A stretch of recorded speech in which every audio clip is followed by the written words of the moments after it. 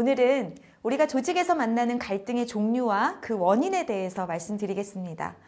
내가 겪고 있는 갈등이 어떤 갈등이고 또 갈등의 원인이 무엇인지 알게 되면 갈등 관리의 방향을 설정하는 데 도움이 되실 겁니다. 자, 먼저 갈등의 종류를 살펴볼까요? 화면에 보시는 것처럼 조직 내에서 우리가 겪는 갈등은 매우 다양합니다. 업무 방식과 스타일이 달라서 발생하는 업무 갈등, 관계 갈등, 또 가치관의 차이에서 오는 가치 갈등, 혹은 한정된 자원을 서로 확보하는 과정에서 자연스럽게 생기는 갈등인 분배 갈등이 대표적입니다. 갈등을 겪는 대상별로 구분해 본다면 개인 내적 갈등, 또 상사와 후배, 동료와 동료, 부서 간 갈등, 고객과 회사, 고객과 개인, 또 회사 간 갈등으로 나눠볼 수 있습니다. 이런 다양한 갈등 중 여러분은 어떤 갈등을 가장 많이 겪고 계신가요?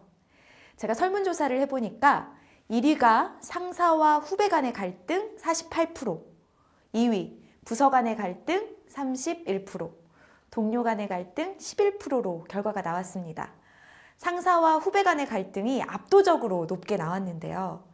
상사와 후배 간의 갈등은 후배 직원이 상사와의 불편함을 겪는 것뿐만 아니라 선배도 후배와의 어려움으로 스트레스를 받는 경우가 많았습니다. 최근 상사와 후배 간의 갈등을 세대 간 가치와 문화적 차이에서 온 갈등으로 분석하는 경우가 많은데요. 현재 많은 조직에서 호소하는 이 세대 간 소통의 어려움은 이전부터 늘 있어왔던 세대 간 갈등으로 볼 수 있습니다. 인류 역사상 가장 오래된 서사인 일리아스에서도 옛날이면 혼자 가뿐히 들어던질 돌을 요즘 젊은이는 두 명이 함께 들지 못할 정도로 나약하다라고 했다죠. 또 소크라테스는 요즘 젊은이들은 아무 데서나 먹을 것을 씹고 다니면서 버릇이 없다고도 했습니다. 어떻게 생각하면 이 세대 간 차이, 세대 간 갈등은 늘 있어왔던 이슈라고도 볼 수 있습니다. 하지만 4차 산업혁명이라는 시대적 큰 변화 속에서 디지털 네이티브라 불리우는 밀레니얼 세대와 기성세대와의 갈등 이슈는 좀 더 근본적인 상호 이해가 필요한 시점으로 보입니다.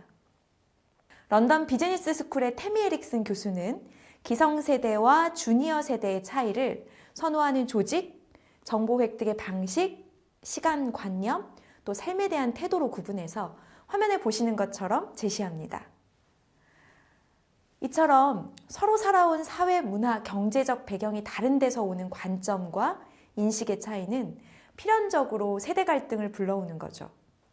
세대 갈등의 이슈에 있어서만큼은 우리가 다르지 않다가 아니라 우리는 다를 수밖에 없다는 관점을 가져야 합니다.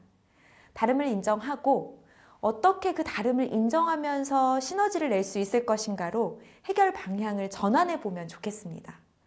그래서 서로를 판단하기보다는 문화나 관심사에 호기심을 갖고 경험해 보는 것도 좋겠습니다. 최근 많은 기업에서는 서로를 알아가기 위한 다양한 시도를 하고 있는데요. 예를 들어 선배만 후배를 가르치는 것이 아니죠. 후배도 자신들의 새로운 문화, 디지털 신기술을 선배에게 알려줄 수 있는 역 멘토링, 즉 멘토링을 거꾸로 한다는 활동을 하기도 합니다. 우리 조직, 또 우리 팀, 나에게 어울리는 소통의 방식을 모색해보는 노력이 필요한 요즘입니다. 자, 여러분, 갈등의 종류에 이어서 이번에는 갈등의 원인에 대해서 생각해 볼 텐데요. 지금 잠시만 최근 조직에서 내가 겪고 있는 갈등 상황을 딱 한 가지만 떠올려 보시겠어요? 갈등의 원인을 딱 한 가지로만 정리할 수 있는 경우는 극히 드뭅니다. 대체로 갈등 상황은 보시는 것처럼 여러 요인들의 복합적으로 작용해서 나타납니다. 자, 지금부터 설명드리는 갈등의 다양한 원인 중에 나의 갈등은 어떤 원인에 해당되는지 생각해 보시면 좋겠습니다. 우선 서로 다른 이해관계 측면에서 보자면요. 부서와 부서 간, 상사와 후배 간처럼 이해관계가 다른 경우에 갈등은 자연스럽게 발생합니다. 다음으로 리더십 부재인데요. 내가 속한 팀의 리더가 책임을 회피하려 하거나 지나치게 강압적으로 구성원을 푸시한다면 갈등은 커질 수밖에 없겠죠. 또한 개인 간의 갈등은 심리적 성향 차이나 가치관의 차이에서 올 때도 많고요. 또 소통 능력 부족에서 갈등이 생기기도 합니다. 만약 회의 시간에 누군가가 자신의 분노를 조절하지 못하고 화나 짜증, 비난을 강하게 표현하거나 반대를 위한 반대를 한다면 회의 중 갈등 상황이 자주 발생하겠죠. 또 명확하지 않은 업무 지시나 배경 설명 없는 무조건적 지시 때문에 발생하는 갈등도 많습니다. 마지막으로 불명확한 업무로 인한 갈등입니다. 여러분, 저는 조직에서 책임 영역이 모호하거나 업무 프로세스가 명확하지 않을 때 발생하는 갈등을 자주 보는데요. 원인이 업무 방식이나 프로세스의 문제에 있는데도 사람에게 원인을 두는 경우도 자주 볼 수 있습니다. 이렇게 우리가 갈등의 원인을 다양한 곳에서 살펴보는 이유는 내가 겪는 갈등을 객관화하고 문제 해결을 잘 하기 위함이겠죠.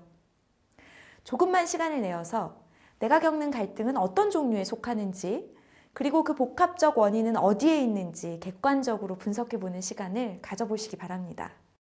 그 후에는 갈등 해결의 길로 좀 더 쉽게 들어설 수 있으실 겁니다.